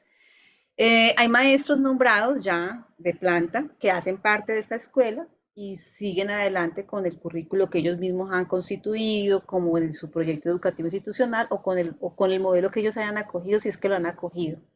Y ahí se hace un trabajo ya, además de la formación escolar, con la formación, digamos, ellos le llaman como reinserción social o algo así. Eso es lo que se hace. Siempre vamos a estar caminando entre los modelos o entre lo que la institución propiamente defina como educación para jóvenes y adultos y cómo ellos lo determinen, siempre con CLEIs. Y es un paso, ¿no? Porque estas instituciones siempre serán de paso porque ellos retornan después de cumplir, digamos, este tiempo a las escuelas de origen. ¿Sí? Conocí un caso en mi ciudad, estaba dentro del centro penitenciario, allá terminó el 8º grado, cuando yo voy a la escuela está en 9º con el CLEI, con un ciclo, y ya va los sábados. Entonces mire que ellos transitan, con los que están en periodos, digamos, de encierro, de privación de libertad, hacen eso, pueden transitar entre una institución u otra, terminando sus CLEIs en los lugares que vayan coincidiendo con sus socialización, ¿no? Reintegración. ¿Sí? ¿Quedó bien entendido o no? Más o menos. Es difícil de entender, ¿no? En la red trabajamos un tiempo con las personas que trabajan en las cárceles, con los presos políticos, y ellos nos contaron las dificultades que les plantean para estudiar. La no dejada de entrada de libros, de documentos, de ningún modelo, la revisión, hacen una revisión ideológica de qué modelo flexible utilizan y todo eso. Pero una gran dificultad que gran parte, sobre todo a los presos políticos. En este momento hay una cantidad muy grande, por lo menos en Bogotá, bueno, y en Cali también, de presos políticos que del estallido social del año pasado. ¿Sí? Cumplimos un año de un estallido, una lucha social, unos paros por todo el país, que fue muy fuerte en Cali y en Bogotá, sobre todo en algunas ciudades, y han recogido jóvenes que los cogieron presos y son presos políticos, y es un número muy grande. Ya estos tienen mucha dificultad para estudiar en las cárceles. Gracias. Y son reconocidos como presos políticos, claramente. Reconociendo que... Sí. Hay de las guerrillas también presos políticos, y hay de los grupos paramilitares, que también es grande el número de ellos. En el caso de los jóvenes es lo que yo te digo, el sistema, ¿no? Que ellos llegan allí con unas condiciones de pago por cierta temporada. Esa institucionalidad ahí está la escuela, ellos se les ofrece su CLEI, o sea, en qué nivel estén de competencia para cursar, y ellos ya cuando pagan su pena, los jóvenes, ¿no? Cuando ya tienen esa pena como cumplida, retornan a la escuela regular, en algunos casos. En otros pueden que se gradúen dentro de esa misma institucionalidad.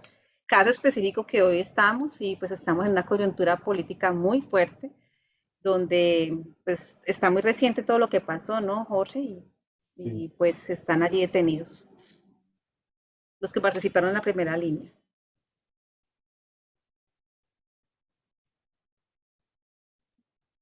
Gracias. ¿Alguien más?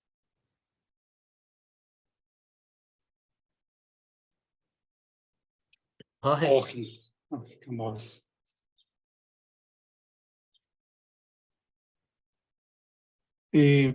Quizás si pueden ampliar el tema de los educadores y educadoras, en la medida que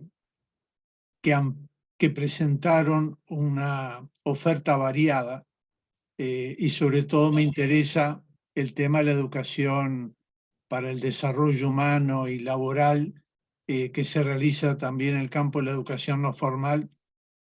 ¿Cuál sería el perfil y cuál es la formación si es que existe alguna formación específica, porque en general los programas de educación de personas jóvenes y adultas hay un gran traslado de los modelos escolares infantiles a la educación de personas jóvenes y adultas.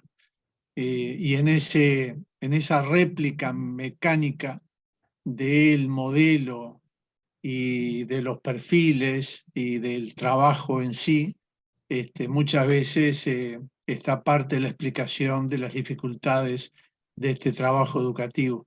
Entonces, en la medida que ustedes plantearon al principio que por un lado tenían estos CLEIs y también de alguna forma existía el camino de la educación no formal y laboral, no sé si ahí pueden ampliar algo más de lo que ya presentaron.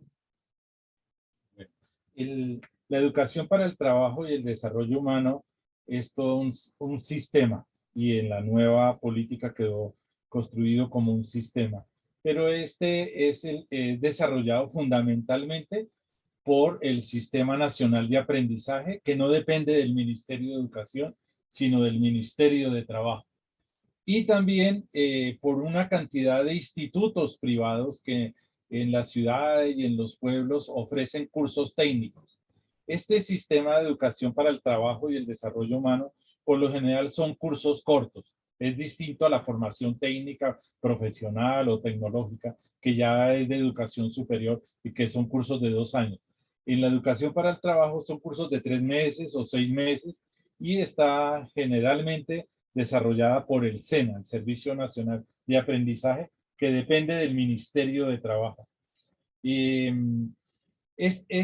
La formación de estos maestros que trabajan en el SENA, en el Servicio Nacional, es una formación muy tecnológica, digamos, pobre pedagógicamente, instruccional, para enseñar a manejar los sistemas y hacer la tecnología instruccional clásica, ¿sí? De diseñar los objetivos, diseñar las unidades, ¿sí? Y no es específica para personas jóvenes y adultas, aunque trabajan con personas jóvenes y adultas.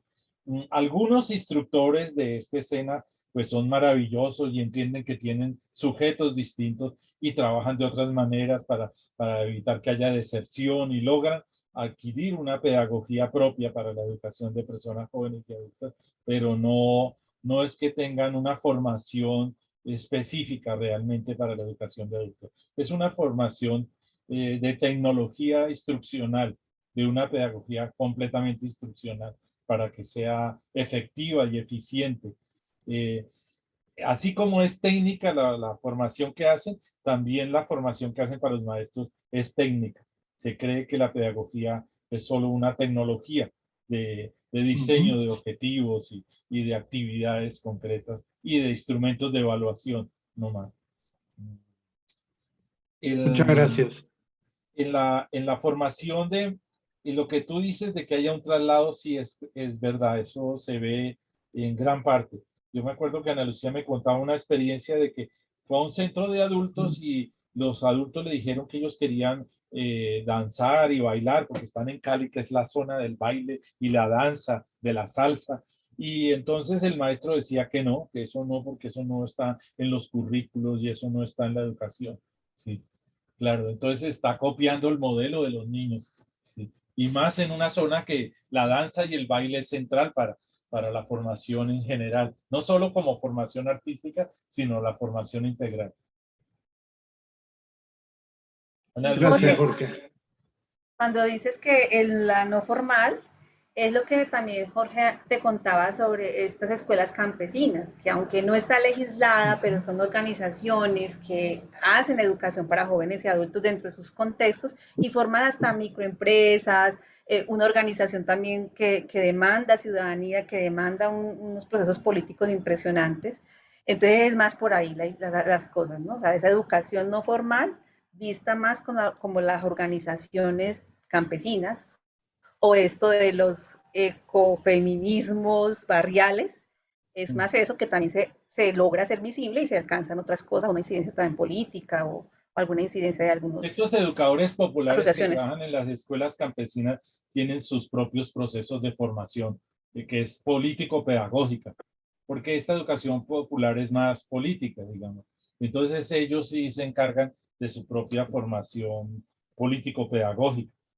Las escuelas agroecológicas han cogido bastante fuerza en el país, son muchas y no están reglamentadas y hacen cursos también cortos o a veces de mayor duración, pero son de formación política, de economía popular, de género, etc.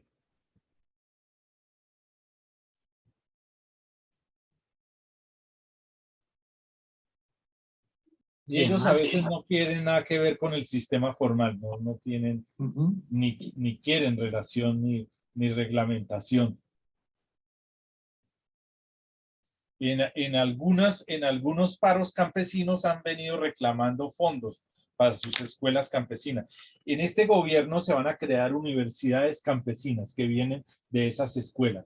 Creo que están propuestas 7 universidades campesinas indígenas para fortalecer los procesos que ya vienen de largo plazo. O sea, ya en el país existe una universidad indígena, pero en este gobierno se piensan crear 7 universidades campesinas indígenas. Pero eso corresponde a un movimiento popular con reivindicaciones de organizaciones campesinas o indígenas.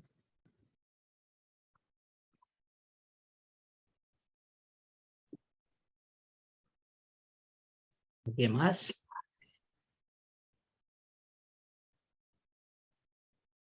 Más o menos, ¿cuál es la población total de Colombia? 52 millones. En el sistema regular de niños y adolescentes hay 10 millones en este momento, en el sistema estatal, y en la educación de adultos unos 600.000, en la escuela formal de adultos, 600.000. 10 millones en el sistema regular de niños y jóvenes y adolescentes, y en las escuelas de adultos y CLEI y modelos flexibles suman 600.000. Jorge, contémosles también lo que descubrimos en las estadísticas que hicimos en estos días sí. sobre la población. Aquí le llamamos a la población que está apta para el trabajo, ¿sí? Población económicamente activa. En Colombia se contabiliza 22 millones de personas económicamente activas y de esos más del 50% no han terminado la media ni la secundaria. Es decir, habría más de 10 millones de personas que necesitarían terminar la educación media, según las estadísticas oficiales. Y si la educación de adultos regular cubre 600.000, estamos en una bajísima cobertura en relación con con la demanda posible, la demanda potencial. Es lo que llaman en México el rezago, ¿no? Rezago educativo, cercano a 10 millones de personas en rezago. Sí. Aquí no usamos esa palabra, pero estarían Qué sin bueno, terminar. Felicidades. Nosotros la cuestionamos todo el tiempo, pero no, les encanta. Sí, pero sí, creemos que es totalmente contra del derecho a la educación, esa nominación. Sí, claro. Porque el rezagado es el Estado, no ellos y ellas. Muy bien. ¿Cuál es el significado de la palabra rezago, sí, Leonardo? Sí. Es el número de personas que mayores de 15 años, porque en México es de 15 años y más, ¿no? Que no tienen concluida su educación básica. Educación básica en México es primaria y secundaria, no la media superior o bachillerato. Es solo, aunque ahora ya es obligatoria la educación media y bueno, casi que la universitaria, pero en realidad la estadística más bien te da el rango fuerte para educación de personas jóvenes y adultas, básica, que es primaria y secundaria. Y esa es como la meta y también una gran prioridad, la alfabetización. Bueno, no es cierto, ya no. Ahora les gusta más la secundaria, porque es más fácil y más rápida. Entonces aquí tenemos también personas que no han terminado la básica y la media, más de 10 millones de colombianos, de personas. Y encontrábamos también que no habían cursado ni siquiera la primaria. Sí. O sea que, Claro. entonces ahí se supone, profesor Leonardo, que ese es el rezago, ¿no? O sea, que eso es lo que no permite que coincida entre su edad y su educación y su formación. Y ese se está produciendo todo el tiempo por la alta deserción que está produciendo la escuela regular de niños y jóvenes. Y que además, bueno, como ustedes lo mencionaron, durante la pandemia se volvió un problema mucho mayor, el abandono de jóvenes y de adolescentes de la educación regular.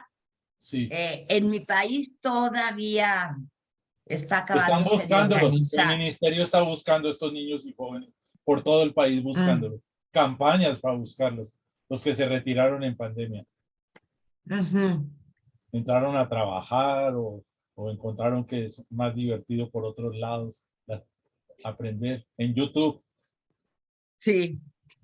Y también ha proliferado estos programas de nivelación, o sea, porque los que retornaron de alguna manera sí no pudieron con el sistema, entonces aquí en Cali, por ejemplo, se ha visto que hay una proliferación más de estas aulas de aceleración, nivelación, y como para volverlos a encajar ahí en el propio sistema regular. Pero con la idea, Ana Lucía, de regresarlos al sistema regular.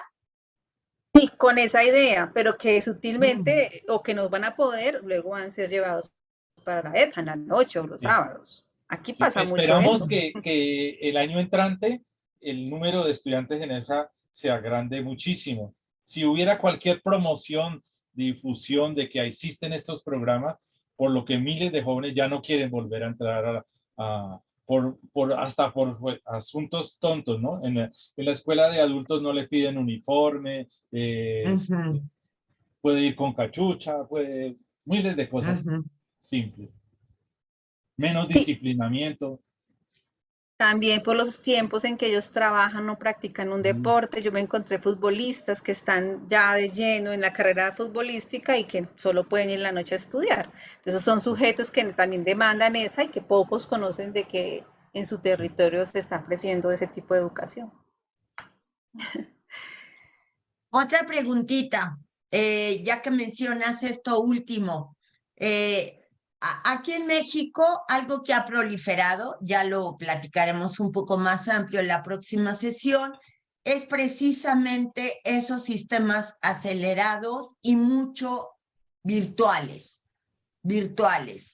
Y es precisamente esta modalidad más virtual la que muchas personas que tienen un trabajo fijo y realmente con buenos desempeños optan por esto porque les ofrecen hasta en un año, en un solo examen, en un año concluir en la media superior.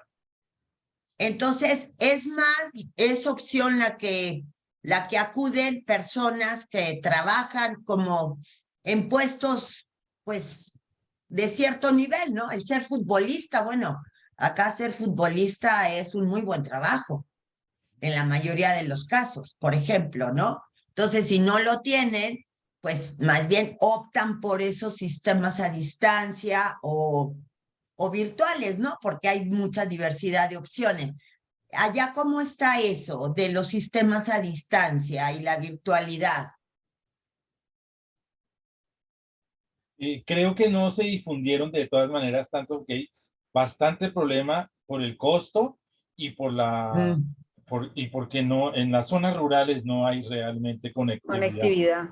Sí. Y la gente se cansó en la pandemia. Hubo un cansancio de la virtualidad. Y la gente que uno se encuentra en los centros de adultos, qué bueno que nos volvimos a encontrar de verdad. Sí.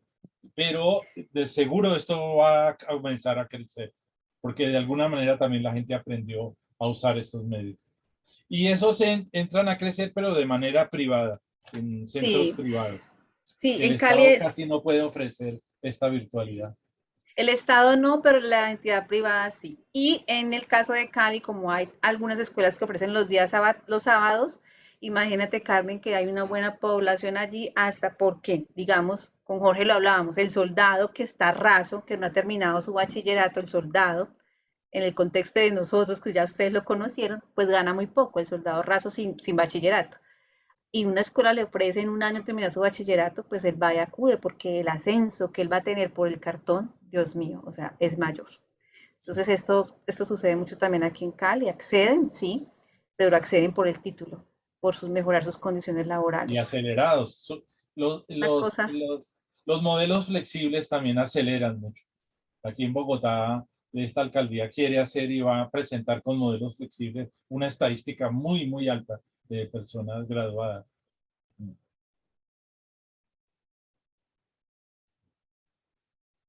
Bueno, nos dirigimos para el final de nuestro primer encuentro. No sé si hay más alguna pregunta o si vamos caminando para... Yo quiero una pregunta. Sí, gracias. El concepto de modelo acelerado, ¿lo pueden describir? ¿Cómo lo puedo entender yo de acá de Chile? Es hacer menos horas con menos currículum, menos contenido, menos saberes que apunten al desarrollo de habilidades o conocimientos de carácter conceptual o fáctico, práctico. ¿Cómo lo pueden definir el modelo acelerado? O que lo describan. Ana Lucía, si quieres contar. No, pues el modelo acelerado es menos contenidos, o sea, los más básicos de los fundamentales para poder valorar, digamos, ese desarrollo y hacerlo con más prontitud y salir, obtener el cartón más rápido, el bachiller, el título.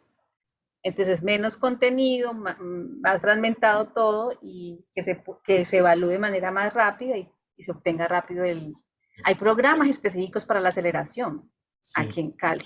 Aquí, ¿sí? Entonces, aquí en Colombia copiamos un modelo brasileño de aceleración, lo tradujimos y se vende por todo el país para niños a esta edad. Bueno, y se hacen dentro del propio sistema educativo, ¿listo? Entonces, por ejemplo, uno ve que tiene una población que no está consiguiendo los contenidos de grado séptimo o bueno, sexto, entonces uno le dice al niño, ay, ven, y a la familia, vengan para esta aula con este método, con esta metodología, y los van encajando lo más rápido hasta que los van nivelando en lo que se supone que tienen que estar nivelados, y vuelven y se encajan dentro del sistema o son llevados a otros programas o a la ESA en la noche. Pero la idea es que no se queden atrás, eso es como el modelo de aceleración. Ok, muchas gracias. Gracias.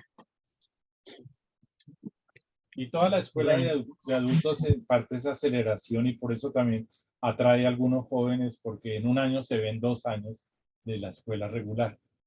Claro, claro. Acá en Chile también son 2 años en un nivel, o sea, un nivel se compone de 2 años, pero hay en el periodo de la pandemia, en el año 2021, el Ministerio de Educación determinó hacer la priorización curricular, que no sé si se puede asociar con la palabra aceleración, o son dos cosas distintas.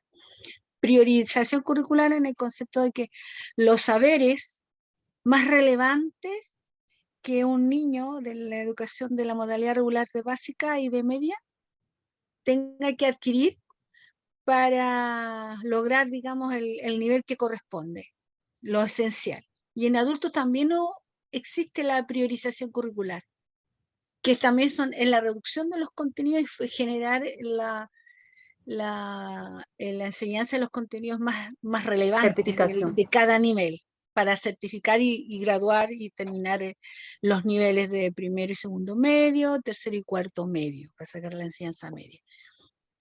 Todavía se mantiene ese concepto, aún.